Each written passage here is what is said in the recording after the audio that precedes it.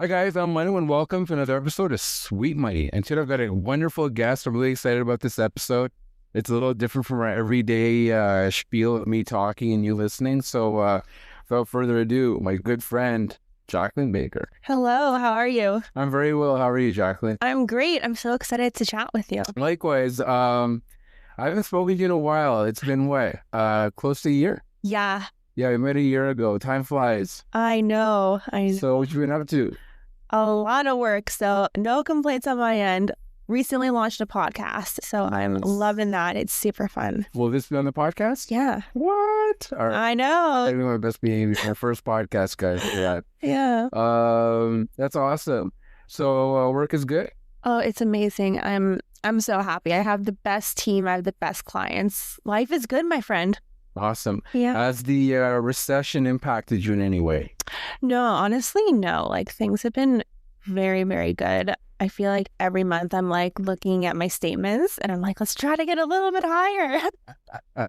As long as the statements are going in the right direction, it's all good. It's like a game. It is a game. It is a game. I love it. Awesome. Listen, I talk about, cash flow and passive income and all that stuff. So my only advice to you as a friend is to please make sure that you invest your savings. There's a few things I want to talk to you about. Yeah. Kind of pick your brain. Please. I just did a video, believe it or not, on Saturday, and I talked about the things you have to do when you start your business. And one of the things I touched upon is after you incorporate yourself and after you have your CRA number, you then have to start working on your business plan. And in your business plan, you have to have a marketing presence. Now, me not being a marketing guy, what I suggested was have a website, which is very important, right? It's an expense you can't ignore. Then you have to have a social media presence because people are attracted to shiny things. So I guess as the subject matter expert, this is why I'm so excited because the timing of it was perfect. As subject matter expert, how do you believe marketing can help improve, help grow your business? And how do you measure the ROI of your marketing spend? Oh, that's a very good question. And I may be a bit biased because social media is what I do for a living, but it's honestly something that you can't not do. So many of my leads, I say at least like 50 or 60% of my current business, I got from my Instagram or my LinkedIn. The rest being, referrals just from happy customers. But if I didn't have that other option, I would not be doing well. Because I always say, you can't just rely on one thing to get business. You can't just say, you know what, my customers love me. They're going to give me all the referrals I need. You need to have a backup plan because you never know, what if something happens and, your current customers just don't have anyone to refer you to. It's not that they don't like you, but they don't have anyone in their network that would be like, oh, Jacqueline's great. I'm going to give her some clients. You have to go out there and be, I guess you could say, a little aggressive, if you will, but in a nice way. So people could, get an understanding of who you are and what you do. I probably spend maybe 20 or 30 minutes a day on LinkedIn just networking, sending really thoughtful messages, and just doing those activities. You'd be so pleasantly surprised by how many opportunities I've gotten just from initiating the conversation and posting really good content. That's interesting. So let me I need about 30 seconds of coaching now on a personal level. Okay. I guess we've known each other for a while. I do have somewhat of a presence on social media, right? I mean, that I'm doing. I have my website. However, I think where I lag, where my personal weakness is I won't go to someone and say, hey, can I do your taxes? Or, hey, what's your accounting like, right? Now people have told me to do it, so I try and do it, but I feel like I'm outside my comfort zone because I'm so bombarded with newsletters and people trying to sell me stuff, whether it's door-to-door sales or people randomly calling me or whatever, that I don't. So the way I feel when I get bombarded is I don't want someone else to feel the exact same way because I'm sure they're also being bombarded. So Yeah. that's the fine line. Yeah, I feel like you have to be aggressive but not pushy, if that makes sense. So let's say I find a realtor who's also in Toronto and I think that I could help them. I'll send them a note on LinkedIn. Hey, Name, I see that you've been in real estate for 10 plus years. I'm loving the content you're posting. How is business going for you so far? And what are your goals for 2025? Or something in that kind of nature. I'm, paraphrasing a little. And they come back and say, things are great. I want to get more clients 2025. How are you? Tell me what you do. And then I tell them what I do and offer a potential solution. Like, hey, I'd love to help you reach that goal in 2025. Would it make sense to hop on a 15-minute discovery call and chat? Now, did you initiate the call or did they initiate the call? I initiated it after they tell me their goals for 2025. But how do you get them to tell you your goals? You have to ask. You ask them. Now, this is on social media, obviously. Yeah. Now, here's another thing. I find, and I'm assuming these are mostly men that you're talking to, or women, or both? Both. Both. Okay. Yeah. Now, here's a difference that I find.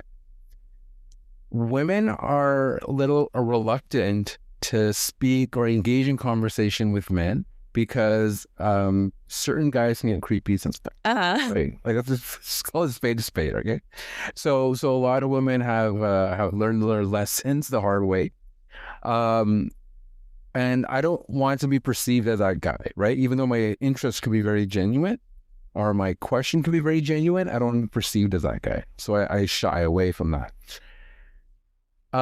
Men are very open to responding to a woman's social media DM, as they call it, because it's almost like a badge of honor for men.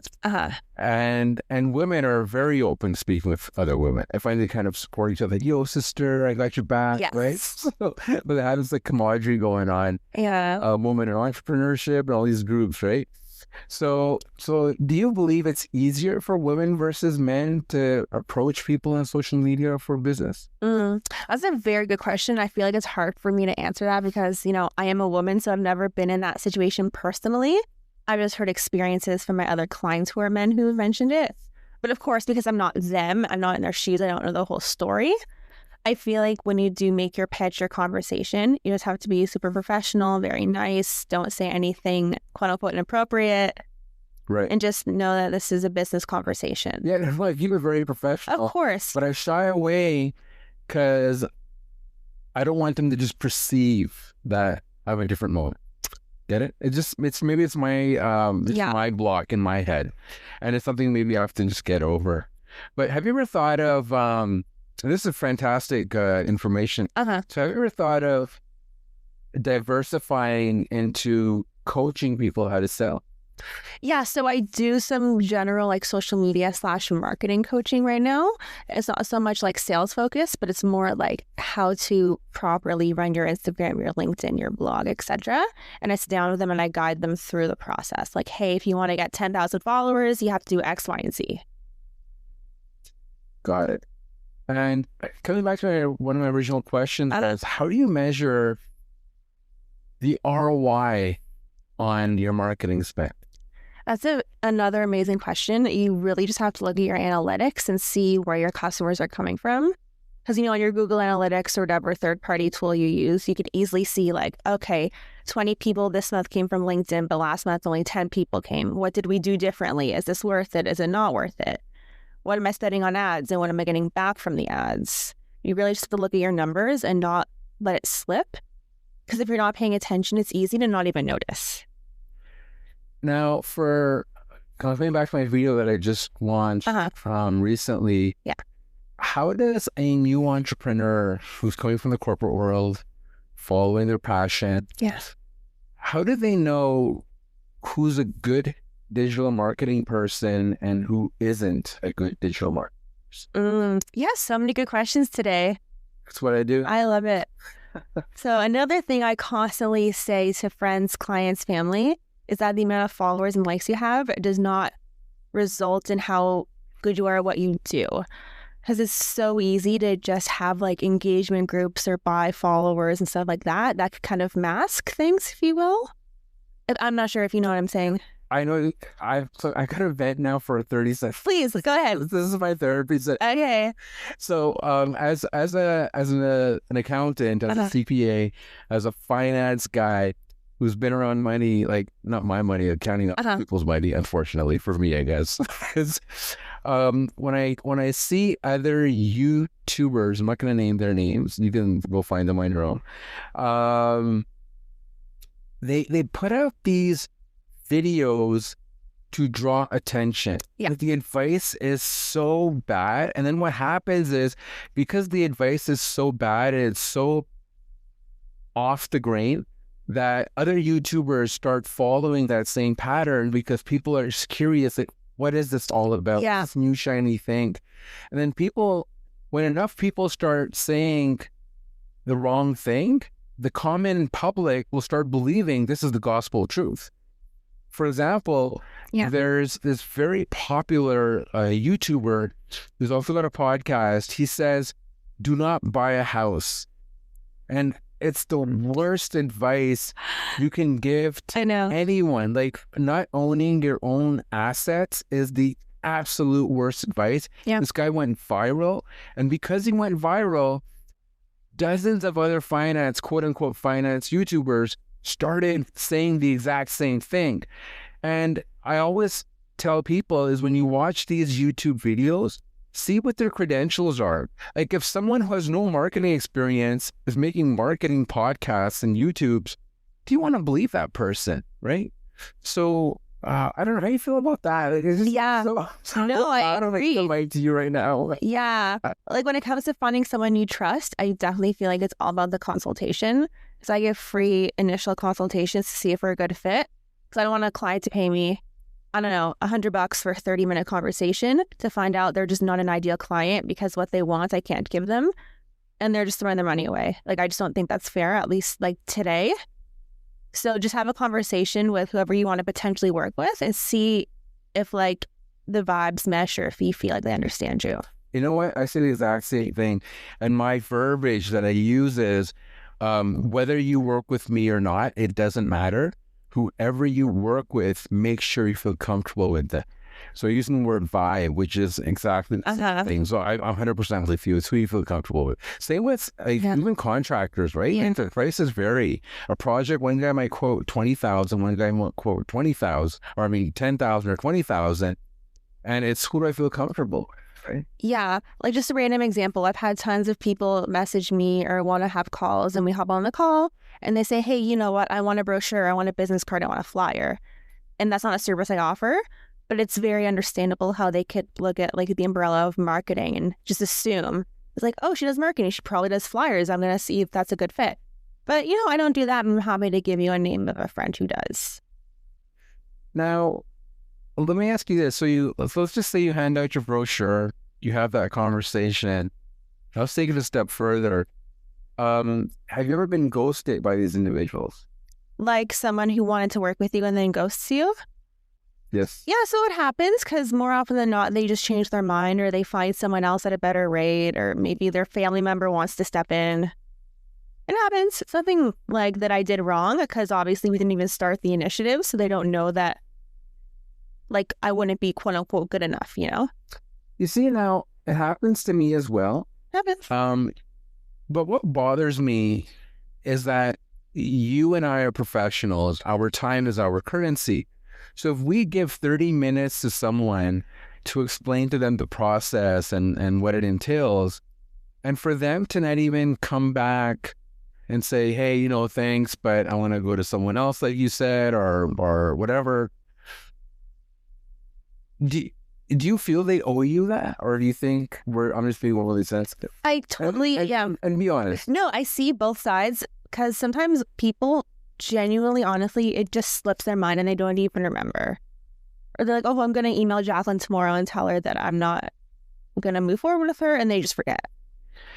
I think, but yes, people forget. But I also find with social media, we've developed this ghosting trend, because we speak with so many people. I don't know how many people we speak with every day through via social media, that to your point, you really can't keep track of everyone and where you ended off each conversation.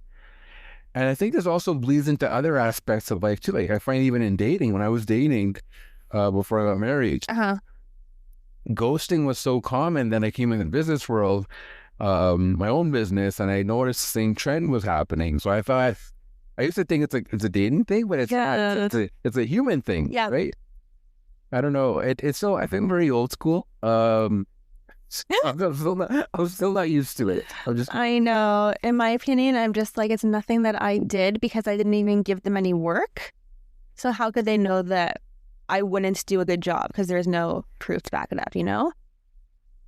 Or maybe they just genuinely found someone who was like more reasonable, or they lived closer to their home and they want someone they could easily see in person.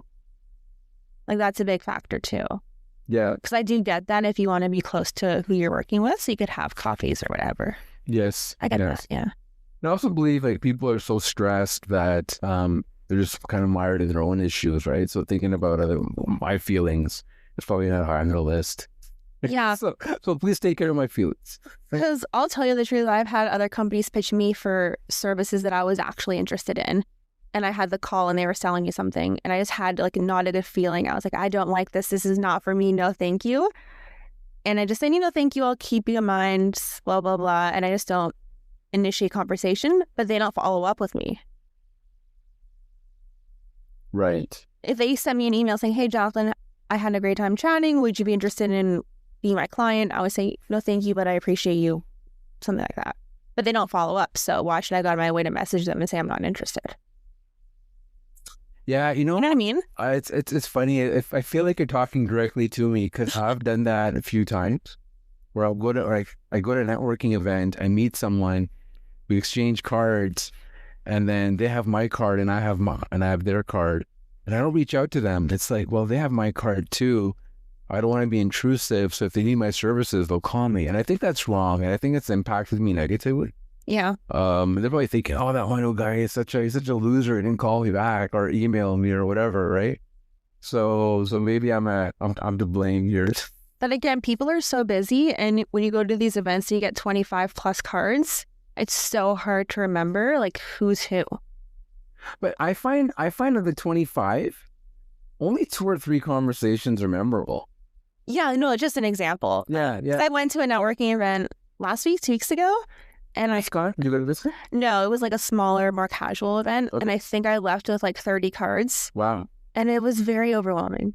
Okay, 30 quality leads? No, just like people like having a conversation. Hey, what do you do? You seem nice, blah, blah, blah. The worst is the next day you look at the card, it's like, who is this? I don't know. I can't remember what they look like or what they said to me. It's just I know. And because it's just like being humans, you can't remember every single little thing. Now, as a woman, kind of talking about creepy guys, have you ever been hit on by men at these networking events? Yes, and on social media. Want to share some stories? Just very like not nice. Like, are they? It's creepy. It's creepy way, right? Uh-huh. Have you ever complained? I mean, like, what could you possibly do? I just say, I'm engaged. Engaged, you show the rape. Well, I guess on social media you can block them. Yes, that's what I do on social media. Right. Yeah. And then at these networking events, do you like go to security or just walk away? No, I just walk away. I've never been in this situation. So no, I just walk away. You walk away. Security isn't going to do anything. They're not. They can't say, well, this person was trying to hit on you. Like, that's not a crime. Right. It's not a crime. You can't prove it, right? No. So it's like, just respectfully say no, thank you. I apologize and all the creeps out there, I'm sure. It's just their upbringing. It's just sad. It's just so embarrassing, like I said. And because of these experiences, like I said earlier, because of these experiences, I'm reluctant to reach out to women because I don't want to be perceived that way, right? Even my intentions are pure. Just that fear of that perception scares me. If that makes any sense. Yeah, because the messages that the quote-unquote creepy people send, it's very different. Like, they just say, hey, name, like, you're so gorgeous, blah, blah, blah. Like, it's that kind of thing. Wow, that direct. Yeah. Wow. Okay. Wow, I dated my wife like 2 months before I called her gorgeous. I was so scared. Like just stuff like that. But they don't even start with, hey, where are you from? They just go right in. So then I just block them. Because one, that's not okay. And two, they probably say it's 20 people and just wait to see if it gets back. It's terrible. It's terrible. Cool. Let's come back to business and finance. I know. Now, how is AI affecting your business? Yeah, these questions are so good. I feel like it's made it better. What made it? It's made it better, actually. It's funny because a lot of people are scared. It's made it better because a lot of my clients, they want support using AI and they don't know how to use it. So I could guide them through it, like via consultations. Now, do you think... Or coaching, I should say. So a fear in finance is that the lower level accounting, the bookkeeping, the general rudimentary accounting will disappear because AI will take over. Now, is there a fear amongst your marketing community that a lot of tasks that you guys are doing that no one else can do, AI might be able to do it on behalf of the client and part of your revenues will disappear? Yeah, no, that's a super good question. Thing is, like for some folks, AI is just very confusing and they don't know how to do it. And they'd rather an expert take care of it so they know it's done right. Or they just don't have the mental time and clarity to take care of that because they have so many other things going on. They're like, you know what? I charge $200 for my accounting activities. I'm not going to spend 5 hours of my day doing AI when I could have been doing billable hours. Right. I'm making numbers here, but like... Right, I get it. Yeah, I get it. It's like I'd rather pay someone $50 to do the AI so then I still make a profit because I'm still doing my $200 of billable hours. Got it. Got it. And are you have you started implementing AI in your daily process? Yeah, no, it's been very helpful. Like I still have to go over it obviously and make it quote unquote human. Just because then it's obvious and sometimes it does make mistakes or it doesn't just have the correct tone. Like you have to go in and make some adjustments, but it is helpful. Got it. Because for me, I haven't implemented AI in my accounting practice, but I have implemented AI in my YouTube production. So it's interesting. It's very interesting. Yeah. And I'm just waiting for it to impact. My wife also works for a large accounting firm, and they are heavily investing in AI. And they're developing these bots and these other cool things to help, speed up the process and make them more automated. So eventually it'll come down to the street level. Then we'll see what happens, I guess. But it's very interesting times. Very interesting times. Definitely, because I'll get requests occasionally that say something along the lines of, I need like 10 blogs by Friday. It's super urgent. You could use AI or you do it yourself. I don't care. I just need this done. It's an emergency. Right. So, my friend, I'm going to ask you a question. Please, go ahead. Yeah. Make it easy. Okay. What are your goals for 2025? I actually stopped setting goals because I've never achieved any single one of them. I'm still trying to lose my COVID weight. So I'm giving up on that. Give me a second here to think about this. I want to, so I started my business, let's just focus on entrepreneurship, I guess. I started my business about 2 years ago, my accounting practice 2 years ago. I started my YouTube channel about 4 months ago. I would like to see growth in both of those areas. I don't know what percentage, I haven't quantified it, but I would like to see double-digit growth in both. Yeah. I would like to surpass 1,000 subscribers. I'll tell you this. I want to surpass 1,000 subscribers by June of 2025. That guys help me for that. Now with your podcast, what's your goal in your podcast? Let's put it on the record. Okay, to keep interviewing amazing people and learning from them. And then of course, to grow the numbers, which in turn could hopefully become leads and customers. Now, do you keep KPIs for your podcast and stuff? Yeah, like I check my stats like every other day or so. Okay.